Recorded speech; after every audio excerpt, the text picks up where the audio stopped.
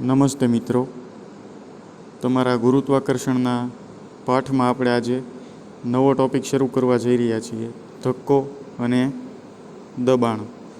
છેલ્લે આપણે બળની વાત કરી હતી, તો એ બળ સાથે રિલેટેડ આ બંને ટૉપિક છે, તો એના વિશે આપણે આગળ જોઈએ. તો આપણે ધક્કાની વાત કરીએ તો ધક્કો શું છે? તો કે એક બળ જ છે. જ્યારે તમે કોઈ વસ્તુને ધક્કો મારો છો ત્યારે શું કરો છો કે એ વસ્તુ ઉપર બળ લગાડો છો.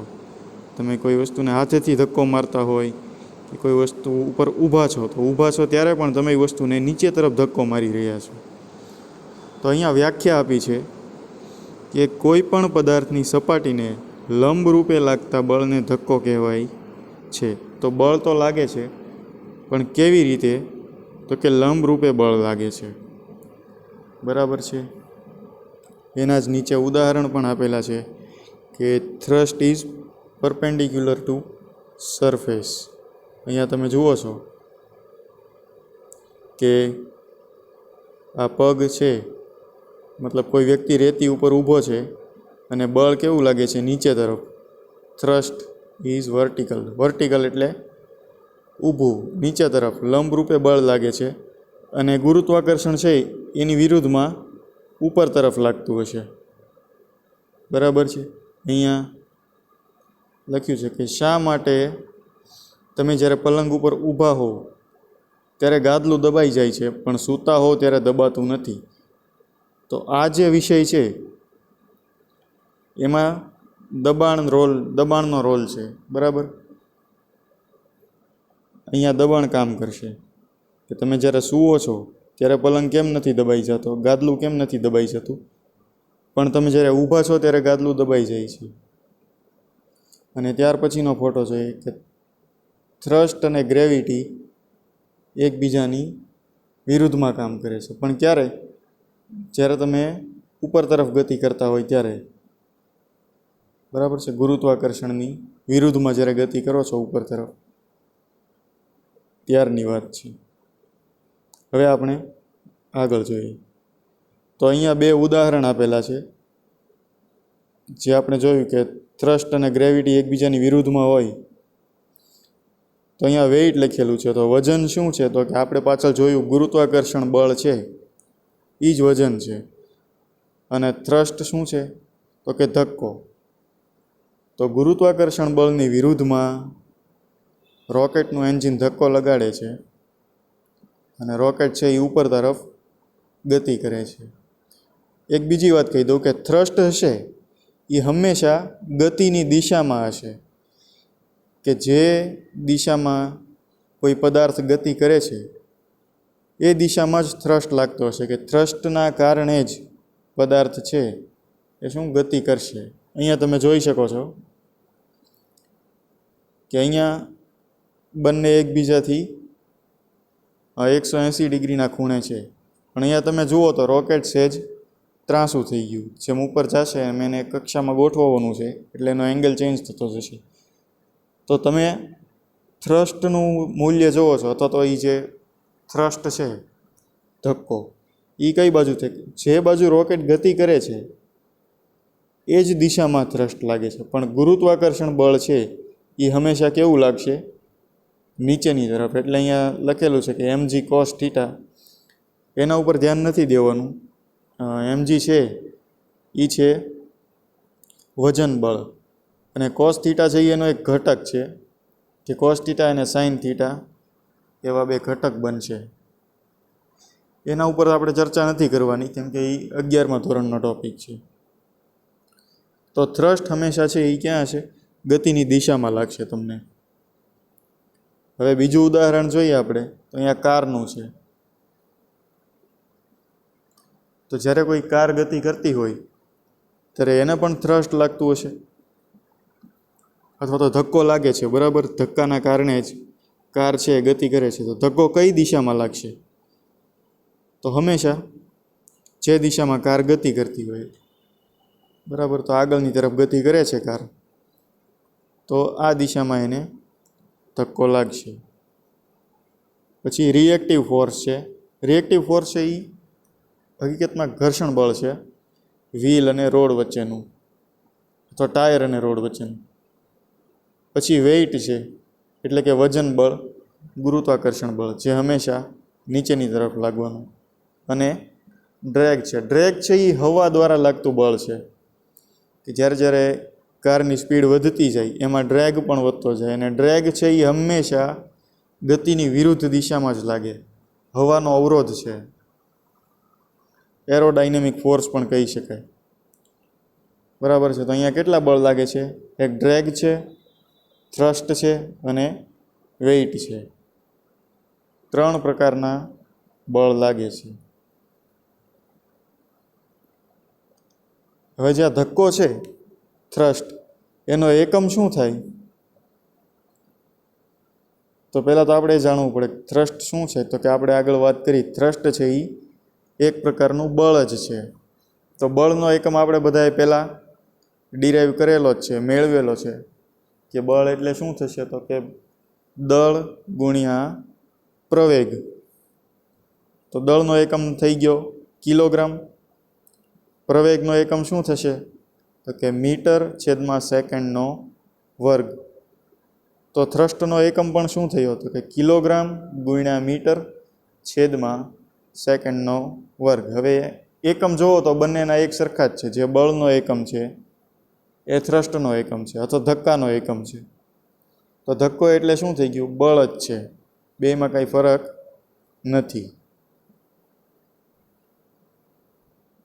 હવે આપણે જોઈએ કે દબાણ એટલે શું? તો એકમ ક્ષેત્રફળ દીઠ લાગતા ધક્કાને દબાણ કહે છે. બરાબર છે. તો 2 વસ્તુ છે અહીંયા. ધક્કો છે, બરાબર છે, ધક્કો છે અને શું છે? ક્ષેત્રફળ. 2 વસ્તુને ધ્યાનમાં રાખવાની છે. અને એકમ ક્ષેત્રફળ છે. જો જેની આગળ એકમ આવશે એ વસ્તુ છે એ હંમેશા છેદમાં આવશે. બરાબર. આપણે વેગની વાત કરીએ તો એકમ સમય દીઠ થતું સ્થાનાંતર, તો એકમ સમયમાં કેટલું સ્થાનાંતર થાય છે એને શું કહેવાય? વેગ કહેવાશે. બરાબર. તો અહીંયા શું આપેલું છે કે એકમ ક્ષેત્રફળ દીઠ લાગતો ધક્કો, અથવા ધક્કો ન કહેવું હોય તો તમે બળ પણ કહી શકો કે એકમ ક્ષેત્રફળ દીઠ લાગતું બળ એને શું કહેવાશે? દબાણ. બરાબર. તો ક્ષેત્રફળ છેદમાં આવશે, બળ છે એ અંશમાં આવશે. એટલે ઉપર બળ, નીચે છે ક્ષેત્રફળ. હવે આના ઉપરથી તમે એક વસ્તુ બીજી પણ જાણી શકો કે ક્ષેત્રફળ છેદમાં છે એટલે શું? તો કે ક્ષેત્રફળથી વ્યસ્ત પ્રમાણમાં ચલે છે દબાણ. એના વિશે આપણે આગળ જોઈએ. પહેલાં એનું સૂત્ર જોઈ લઈએ. તો પ્રેશર ઇક્વેશન. તો દબાણ છે એને પી એટલે કે ઇંગ્લિશમાં પ્રેશર કહીશું અને પ્રેશરનો કેપિટલ એટલે પી. તો પી એટલે છે દબાણ. દબાણનું સૂત્ર થશે બળ અથવા તો ધક્કો ભાંગ્યા ક્ષેત્રફળ એટલે એરિયા.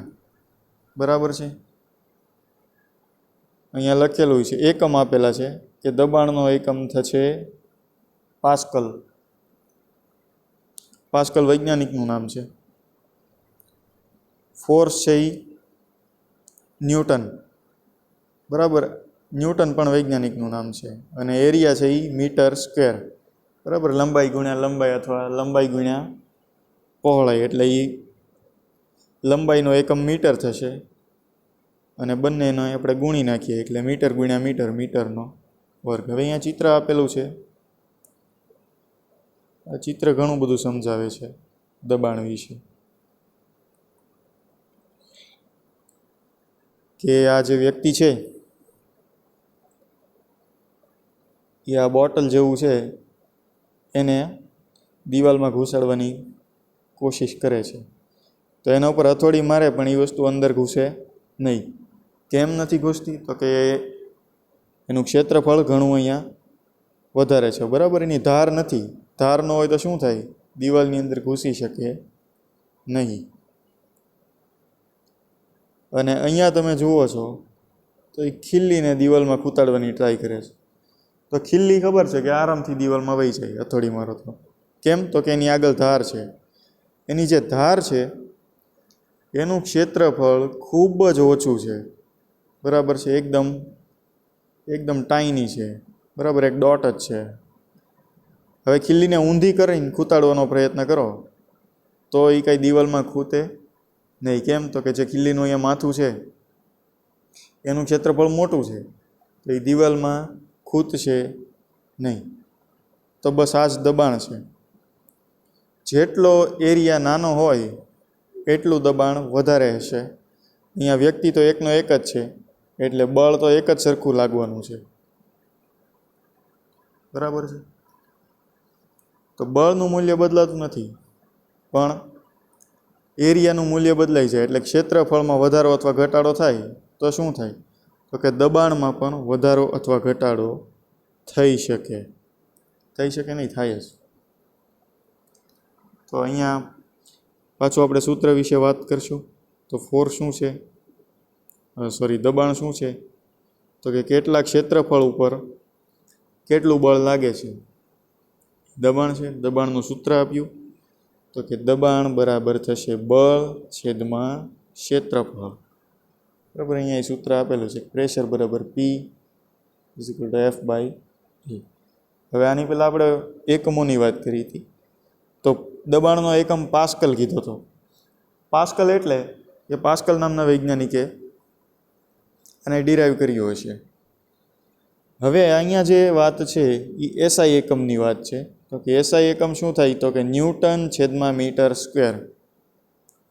ન્યૂટનનો એકમ એ છે કે કિલોગ્રામ ઇન્ટુ મીટર, બરાબર, છેદમાં સેકન્ડ સ્ક્વેર. તો મીટર ઉડી જશે અને એકમ થશે કિલોગ્રામ છેદમાં મીટર ઇન્ટુ સેકન્ડ સ્ક્વેર. એટલે મીટર ગુણ્યા સેકન્ડ સ્ક્વેર છેદમાં આવશે ને ઉપર ખાલી કિલોગ્રામ જ રહેશે.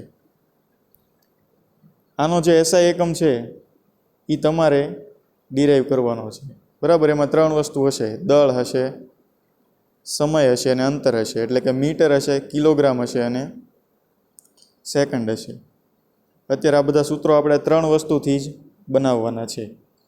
તો ફોર્સ છેદમાં એરિયા, બરાબર. ફોર્સનો પણ SI એકમ અહીંયા આપેલો નથી, તમારે કહેવાનો છે.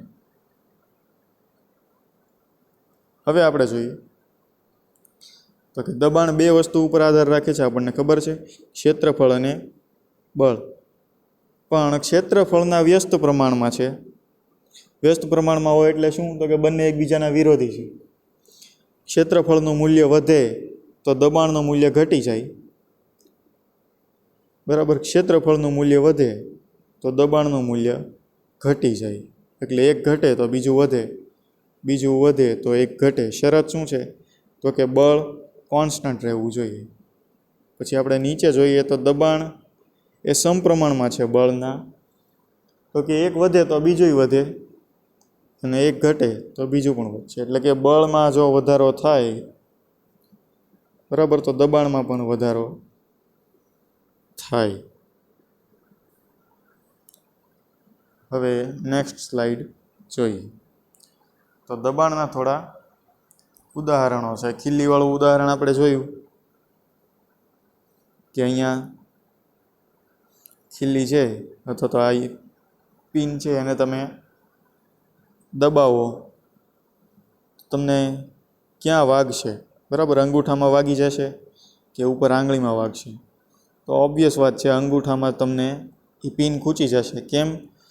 તો કે ક્ષેત્રફળ ખૂબ જ ઓછું છે નીચેના ભાગનું, બરાબર. એટલે દબાણ ખૂબ વધારે હોય તો એ શું કરે? અંગૂઠાની અંદર ઘૂસી જશે. ઉપરનું ક્ષેત્રફળ ખૂબ વધારે છે, બળ એક સરખું જ લાગે છે, પણ ઉપર ક્ષેત્રફળ વધારે છે એટલે દબાણ ઓછું છે. આંગળી ઉપર એટલું બધું દબાણ આવશે નહીં, બરાબર. પણ અંગૂઠા પર ખૂબ વધારે દબાણ આવશે. જે અંગૂઠાનો નાનકડો પોઈન્ટ છે, જે આ અણીના કોન્ટેક્ટમાં છે, એના ઉપર ખૂબ વધારે દબાણ આવશે. એટલે શું થાય? તો કે અણી અંગૂઠાની અંદર ઘૂસી જશે. પછી અહીંયા પ્રવાહીનું દબાણ તમને દર્શાવ્યું છે. હવે આ તમારા માટે પ્રશ્ન છે, તમારે મને કહેવાનું છે અહીંયા પાણી છે, અહીંયા પાણીનું વજન આપેલું છે, વજન બળ 100 ન્યૂટન, અહીંયા 100 ન્યૂટન છે. અહીંયા જે પાણી ભરેલું છે એ 200 ન્યૂટન વજન લગાડે છે નીચે તરફ, અને અહીંયા પણ 200 ન્યૂટન. પછી જે વાસણ છે અથવા તો જે પાત્ર છે એનું ક્ષેત્રફળ આપેલું છે નીચે તરફ કે 2 મીટર સ્ક્વેર. તો આનો નીચેનો એરિયા 2 મીટર સ્ક્વેર છે, આ જે છે એનો નીચેનો એરિયા 1 મીટર સ્ક્વેર છે. આનો એરિયા વધારે છે, ક્ષેત્રફળ 2 મીટર સ્ક્વેર, અને આનું ક્ષેત્રફળ પણ વધારે નહીં પણ ઓછું છે. આ બેનું ક્ષેત્રફળ એક સરખું છે, 1 મીટર સ્ક્વેર. આ બેનું ક્ષેત્રફળ છે 2 મીટર સ્ક્વેર. પાણી બળ કેટલું લગાડે છે નીચે તરફ એ તમને ઉપર આપેલું છે. હવે તમારે મને કહેવાનું છે કે કયું પાત્ર છે અથવા કયા પાત્રમાં પાણી ભરેલું છે એ વધારે દબાણ લગાડશે.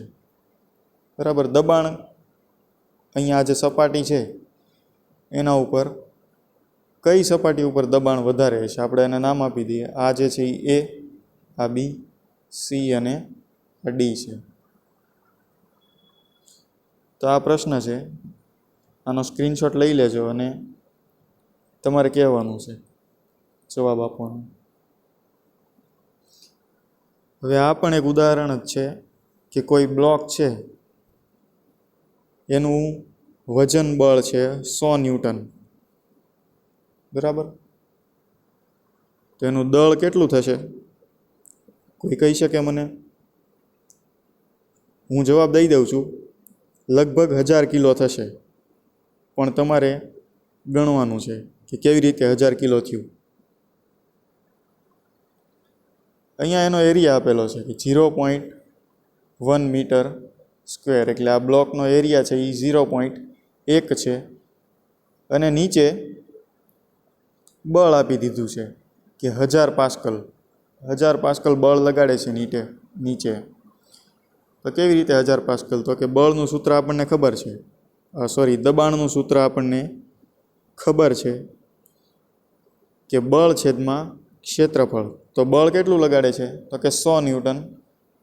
અને એ બ્લોકનું ક્ષેત્રફળ કેટલું છે? આ જે બ્લોક છે એનું ક્ષેત્રફળ કેટલું? 0.1. તો 100/0.1 એટલે દબાણ આવશે 1000. હવે એ બ્લોકને આપણે ઊભો કરી દીધો.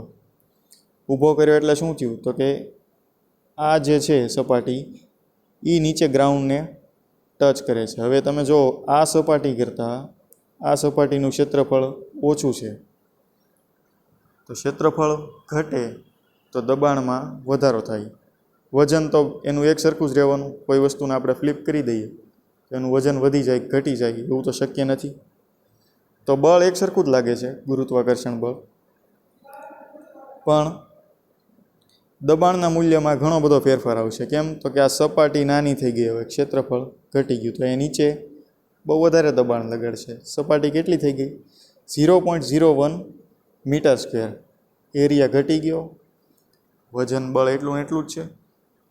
તો 100/0.01 મીટર સ્ક્વેર તો આવશે 1000 પાસ્કલ. દબાણ ખૂબ વધારે વધી ગયું. પછી અહીંયા આ જે એક ચિત્ર આપ્યું છે,